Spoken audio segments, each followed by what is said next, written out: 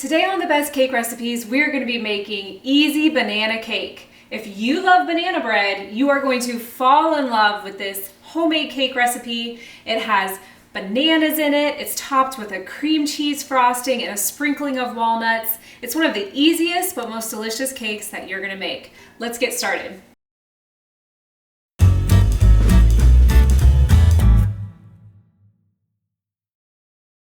The first thing you're going to do is you're going to take a stick of butter. You want the butter to be at room temperature. You want to be sure not to melt the butter so that it's liquidy. It should just be at room temperature. And then 1 cup of sugar. We're going to take the mixer and blend this together.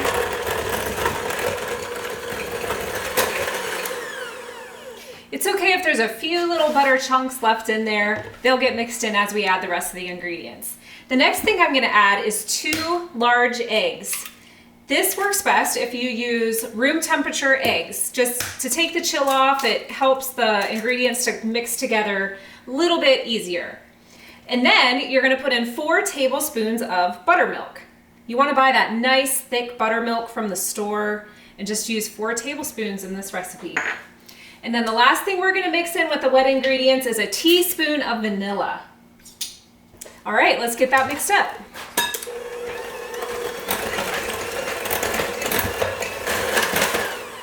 Okay, we're gonna move this aside for just a minute while we mix together the dry ingredients. So get yourself another bowl. And in that bowl, we're gonna put 2 cups of flour, 1 teaspoon of baking soda, 2 teaspoons of baking powder, just a little pinch of salt, and then 1 teaspoon of cream of tartar. And then we'll get a whisk and whisk that together. And then we're gonna take those dry ingredients and just add them right to the wet mixture. I'm gonna put half in, and then I'll mix it. And then when it's almost mixed, I'm just gonna go ahead and dump in the remaining flour. And I'm mixing that just until it's barely combined because we still have the mashed bananas and the walnuts to add. So again, we're gonna set that aside and mash our bananas. I'm gonna use the same bowl that I used to mix up the flour. We want 1 cup of mashed bananas for this recipe. And depending on how big your bananas are, it will be about 2 to 3 bananas to get 1 cup. You wanna make sure you get the ones that have a little bit of brown, just so they're a little bit sweeter and easy to mash into the cake.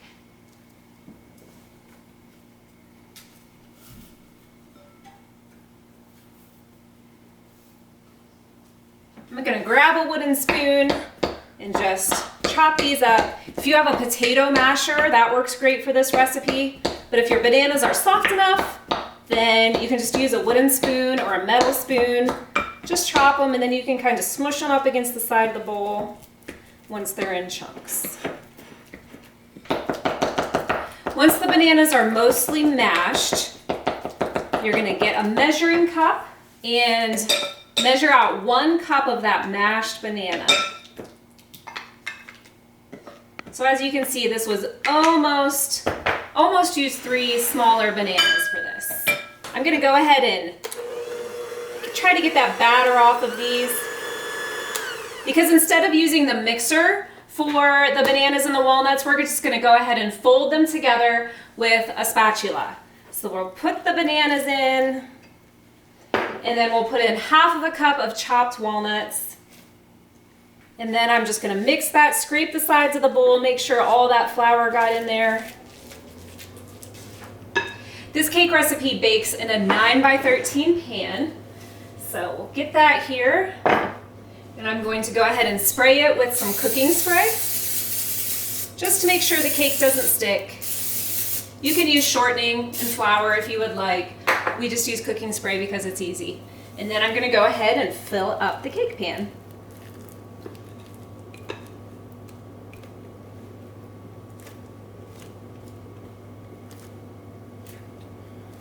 Then we'll just spread that batter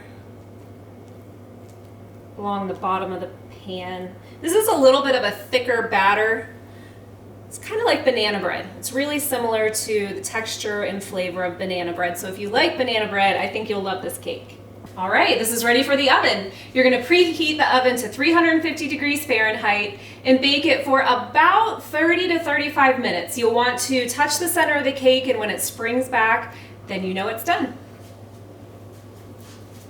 So after your cake comes out of the oven, you can set it aside and let it cool. And while the cake is cooling, you prepare the frosting. This is a cream cheese buttercream frosting. It will melt in your mouth. It's really good. So the first thing we're gonna put in is 8 ounces of cream cheese.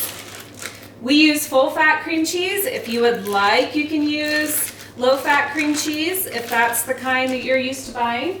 So 8 ounces of cream cheese, that is at room temperature. Not melted, not hot, just at room temperature. And then 3/4 of a cup of butter, which is actually 1 stick, and then another 1/2 of a stick of butter. Again, the butter should be at room temperature.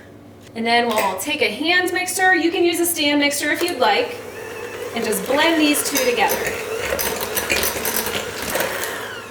Okay, so once the cream cheese and the butter are whipped together and nice and soft and fluffy, add 1 tablespoon of vanilla extract. So this has a lot of vanilla flavor. And then we have 3.5 cups of powdered sugar. I'm going to add about 1/2 of it to start. If you add all of it in, sometimes the powdered sugar goes flying everywhere.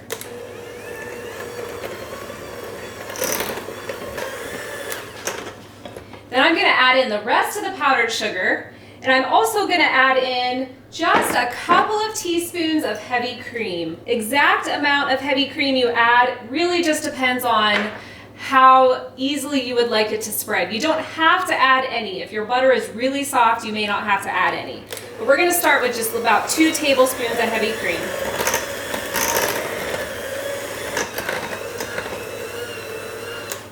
And then I think I'm going to add just a tiny bit more of cream, about another tablespoon. Whip that in. And that is about the consistency that I like. So we'll take these off and set them aside.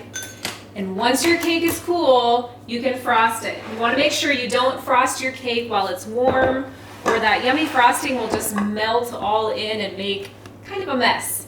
So I'm just taking a rubber spatula. You don't need any special tools for this. And we're just going to take it and spread it.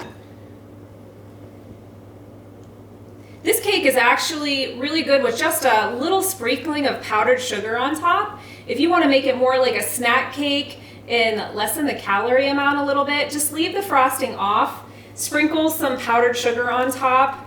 It's really delicious like that. This just gives it something a little extra special. You can put on as much or as little as you'd like. You could even serve the frosting separately if you'd like, if you would like to serve some cake with frosting and some without. Lastly, sprinkle some chopped walnuts over top.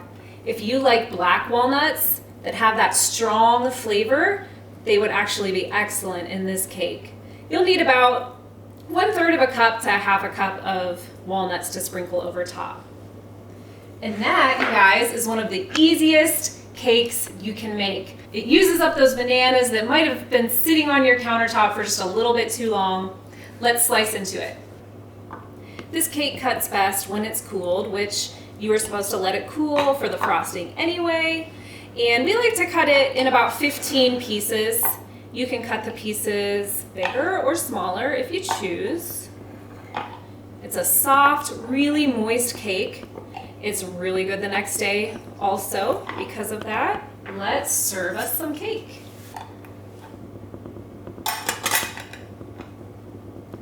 Oh, look how moist and thick that is. I'll put this right on a plate. This cake is great as a snack cake. It's good for even a breakfast cake. It's perfect for taking to potlucks and family gatherings. You are going to love it, and your friends will too. Thanks for watching. Be sure to check back often for more cake recipes.